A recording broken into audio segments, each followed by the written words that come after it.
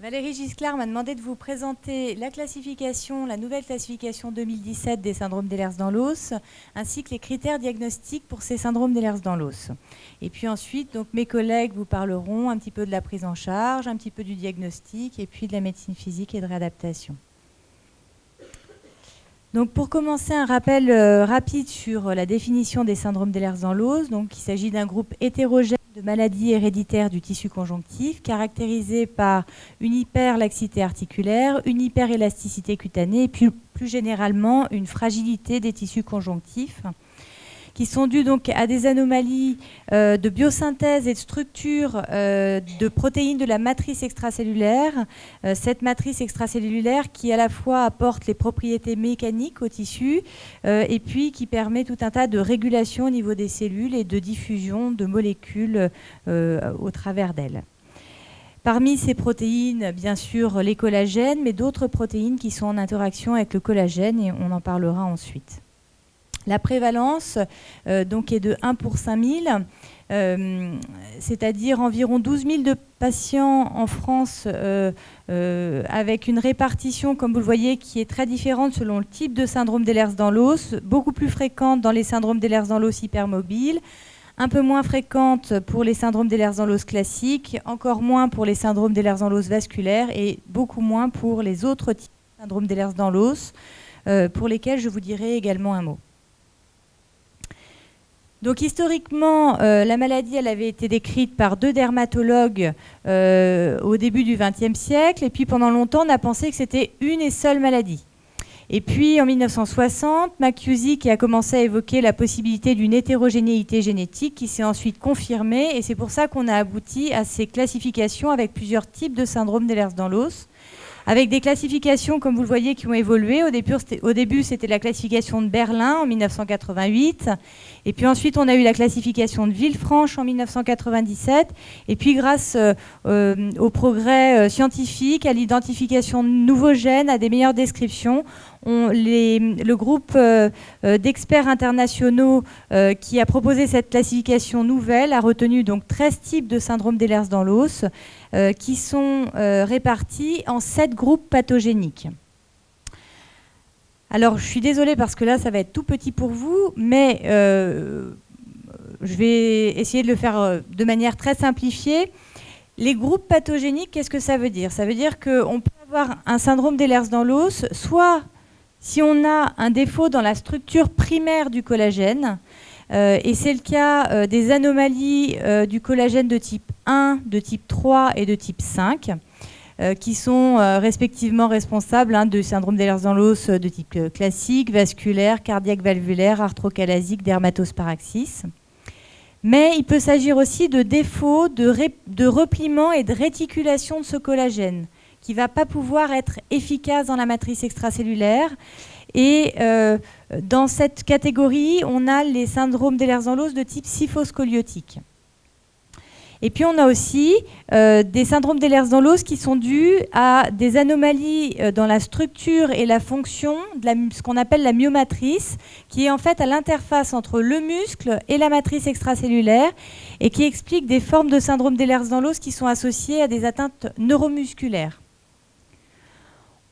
On a également donc décrit des syndromes d'Ehlers-Danlos qui sont dus à des anomalies de synthèse des glycosaminoglycanes.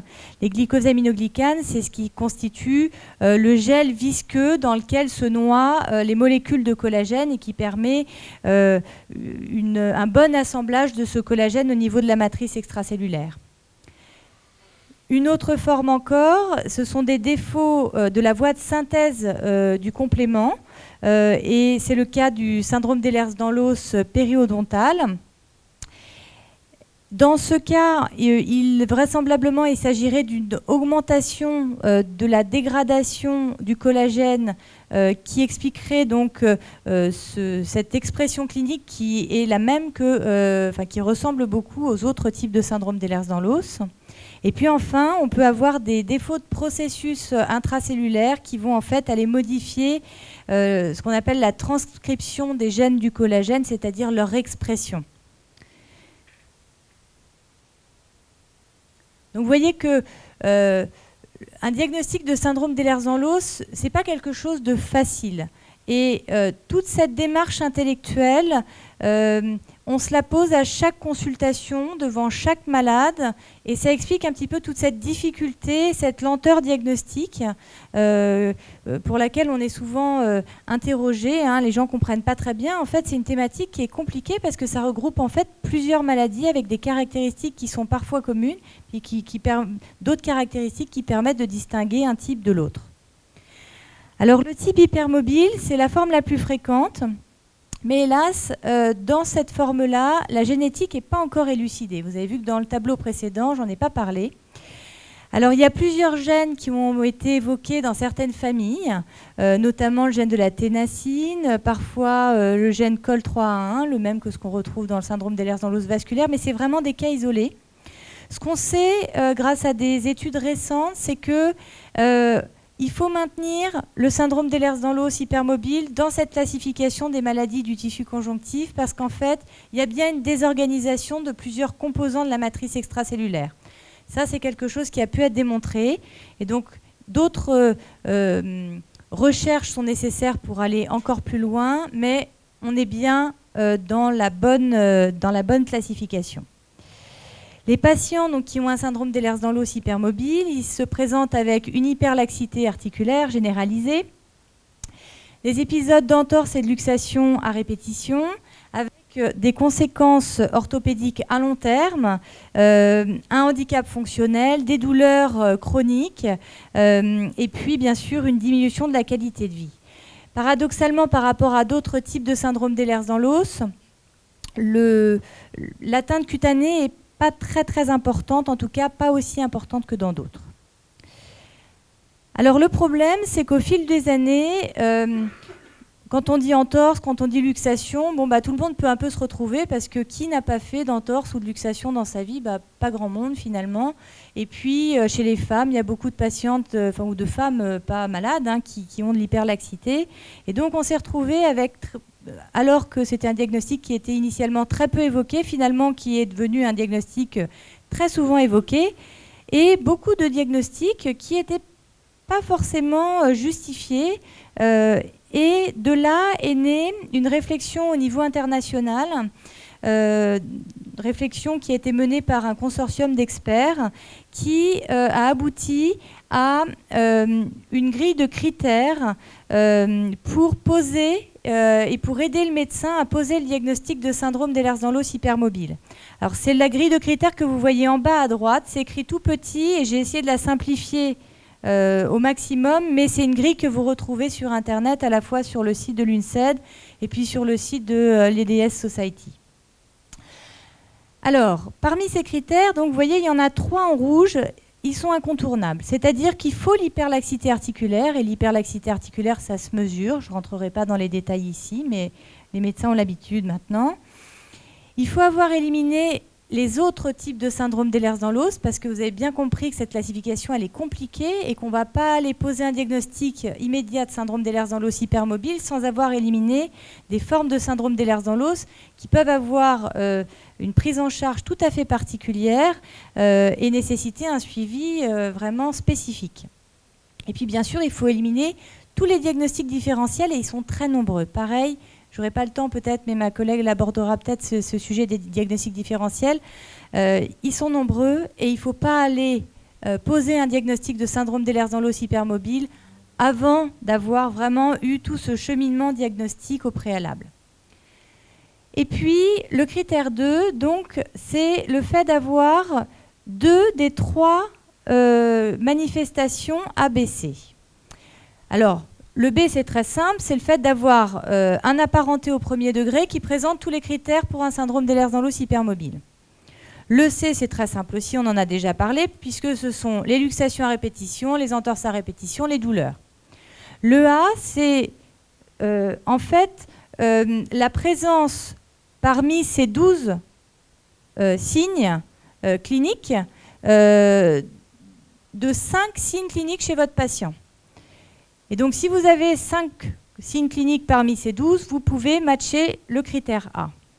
Et vous voyez, je ne vais pas tous les énoncer, mais donc on a des critères qui sont au niveau de la peau, des critères qui sont au niveau de la paroi pelvienne, abdominale, des critères qui sont liés au morphotype, un petit peu comme on a dans les critères pour le syndrome de Marfan, et puis des critères qu'on retrouve à l'échographie cardiaque, qui donc est un examen qui est indispensable pour le diagnostic de syndrome d'Ehlers-Danlos hypermobile aujourd'hui. Alors il y a d'autres symptômes qui sont bien sûr présents chez les patients, mais qui n'ont pas été retenus comme des critères par le consortium international. Ça ne veut pas dire que ces symptômes n'existent pas, mais en tout cas, ils n'ont pas été retenus comme critères, donc ce n'est pas là-dessus qu'on fait le diagnostic. Et effectivement, les patients, ils ont des troubles de la proprioception, ils ont des anomalies du rachis, avec des scolioses en particulier, ils ont des anomalies souvent de la voûte plantaire, des signes d'atteinte de fatigue musculaire, et tout ça conduit à des syndromes de déficit posturaux, de maladresse, des troubles de coordination et des chutes. Les patients souffrent aussi beaucoup de fatigue chronique. C'est un symptôme qui n'est pas spécifique à l'Ehlers-Danlos, évidemment, qui est souvent multifactoriel. Et puis, ils ont aussi des troubles digestifs, des troubles vésico-sphinctériens et puis d'autres troubles qui sont plus anecdotiques, dont je ne parle pas aujourd'hui.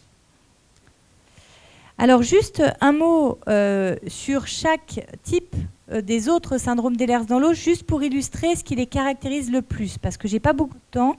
Et donc, je ne vais pas vous faire un catalogue des critères de chaque type de syndrome d'Ehlers-Danlos, mais juste que vous sachiez un petit peu ce qui va retenir notre attention et qui va nous orienter vers un type ou vers un autre. Tout d'abord, le syndrome d'Ehlers-Danlos de type classique. Vous avez vu qu'il n'est pas si rare. On va l'évoquer en fait devant une fragilité de la peau tout à fait particulière, avec des cicatrices atrophiques qui peuvent se transformer en ce qu'on appelle des pseudo-tumeurs molluscoïdes, c'est-à-dire des cicatrices très très remaniées. Et puis bien sûr, toujours cette hyperlaxité, ces symptômes dont on a déjà parlé dans le syndrome d'Ehlers-Danlos hypermobile, qui peuvent être présents bien entendu dans les autres types de syndrome d'Ehlers-Danlos. Le type classique-like, donc on retrouve l'hyperélasticité cutanée, comme dans le syndrome d'Ehlers-Danlos de type classique, mais pas les cicatrices atrophiques. Et dans cette forme-là, on a assez volontiers associé, c'est ce que je vous disais tout à l'heure, ce risque de signes neuromusculaires qui peut mimer un petit peu ce qu'on retrouve dans certaines myopathies. Dans ce type-là, donc dans le classique, c'est le collagène 5 qui est responsable. Dans le type classique-like, c'est un déficit complet dans une protéine qui s'appelle la ténacine. Le syndrome d'Ehlers-Danlos vasculaire, juste un mot, c'est quelque chose qu'on va évoquer chez des patients quand on a des histoires de dissection artérielle, de perforation colique sans facteur favorisant, de rupture utérine sur un utérus qui n'a pas subi de césarienne auparavant, devant des pneumothorax. Et puis, ce sont des patients qui ont généralement volontiers un morphotype assez évocateur. Ici, c'est le collagène de type 3 qui est responsable. Le type syphoscoliotique, il va être évoqué devant une histoire d'hypotonie musculaire congénitale, des enfants qui sont très mous, qui ont du mal à tenir leur tête, etc. Et puis qui vont développer très précocement une syphoscoliose qui va être rapidement évolutive et qui conduit très souvent à une intervention chirurgicale. On retrouve bien entendu les caractéristiques cutanées des syndromes d'Ehlers-Danlos dans ces formes-là. Les patients développent assez volontiers ce qu'on appelle un morphotype marfanoïde, c'est-à-dire grand, mince, et ont un risque aussi, comme dans les syndromes d'Ehlers-Danlos vasculaires, d'anévrisme et de rupture d'anévrisme. Donc ce sont des formes qu'il faut surveiller un peu plus que les autres, vous comprenez. Et donc c'est important de savoir l'évoquer aussi. Et puis, selon le gène qui est responsable de ce syndrome d'Ehlers-Danlos syphoscoliotique, eh bien, tantôt on va avoir un risque de fragilité du globe oculaire, tantôt, avec le gène FKBP14, on va avoir une histoire de surdité congénitale ou de myopathie associée. Deux formes très rares que sont donc le type arthrocalasique et le type dermatosparaxis, mais qui néanmoins doivent aussi être évoqués en consultation devant un malade. Le type arthrocalasique qui va être évoqué en particulier quand on a une histoire de luxation congénitale bilatérale des hanches sans facteur familial favorisant, une très grande hyperlaxité articulaire, une fragilité de la peau. Et puis le type dermatosparaxis qui va être facilement évoqué du fait de la gravité de l'atteinte cutanée qui y est associée, avec des histoires parfois déjà anténatales et puis dès la naissance, une peau qui est extrêmement fragile, et puis des histoires de complications viscérales, de rupture d'organes, etc. Le type spondylodysplastique, donc, qui est dû à des anomalies de synthèse des glycosaminoglycanes, qui va se manifester dès la petite enfance et qui va être évoqué devant une petite taille, des membres incurvés, une hypotonie musculaire, dans un contexte où vous avez tous les signes cardinaux de syndrome d'Ehlers-Danlos. Donc là encore, c'est un diagnostic qui est difficile, puisque on peut, devant ce type de manifestation, partir plutôt sur un diagnostic de maladie osseuse constitutionnelle. Et c'est là où l'examen complet du patient est important, parce que la peau, la texture de la peau, va être un élément important pour aller vers ce type de diagnostic. Et là encore, en fonction des gènes qui sont responsables de ce type de syndrome d'Ehlers-Danlos, on va avoir certaines particularités qui vont être un petit peu différentes. Le type musculocontractural va être évoqué chez des bébés ou des enfants qui vont présenter à la naissance des contractures musculaires multiples, qu'on dit en adduction-flexion, avec, comme vous voyez, des déformations au niveau des extrémités, au niveau des pieds, au niveau des mains. Des caractéristiques crânio-faciales qui peuvent être évocatrices et orienter le diagnostic, et puis toujours cet aspect de la peau très très fragile. C'est un type de syndrome d'Ehlers-Danlos qui bien sûr expose là encore à toutes les complications musculo-squelettiques très très tôt dans la vie, et puis qui va aussi se compliquer de problèmes digestifs, pulmonaires, avec là encore des histoires de pneumothorax, néphrologiques et ophtalmologiques. J'en ai bientôt terminé, mais il y en a encore 4 formes dont je veux vous dire un mot. Le Brittle Cornea Syndrome, qui est caractéristique par la sévérité de l'atteinte ophtalmologique, avec des histoires de rupture de cornée en rapport avec la finesse de la cornée, des histoires de myopie forte avec décollement de rétine, et puis cette forme-là est volontiers associée à une surdité, et puis bien sûr tout ce cortège de symptômes d'Ehlers-Danlos avec manifestation ostéo-articulaire. Le type myopathique est une forme qui est due à une anomalie du collagène de type 12. C'est une forme qui est cousine d'une maladie qui s'appelle la myopathie de Bethléem, qui est due à des mutations plutôt sur le collagène de type 6. Il se manifeste par une hypotonie musculaire congénitale, volontiers une évolution vers l'atrophie du muscle, des contractures des articulations proximales, des genoux, des hanches, des coudes, et puis une hypermobilité des articulations distales, et puis une peau aussi tout à fait évocatrice. Le type périodontal, donc je vous avais dit au tout début de ma présentation qu'il était dû à des anomalies dans la voie de synthèse du complément. Normalement, le complément, ça sert pour l'immunité.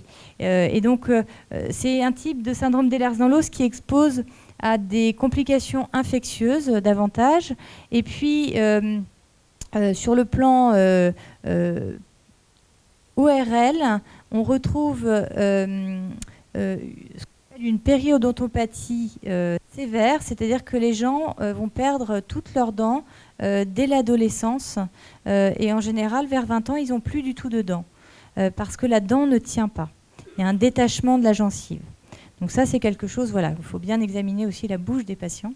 Quand on examine les jambes, en fait, on a une histoire souvent d'hématomes récurrents au niveau prétibial et qui laisse place à des placards noirâtres sur le devant des tibias. Et puis pour finir, le type cardiaque valvulaire, qui est vraiment une forme très très rare, qui paraît anecdotique, mais qu'il faut savoir évoquer aussi devant une valvulopathie très sévère au niveau des valves aortiques et mitrales. Je vais m'arrêter là parce que j'avais prévu une dia plus sur la prise en charge, mais je pense qu'on sera amené plus à en discuter. Et je vous remercie de votre attention.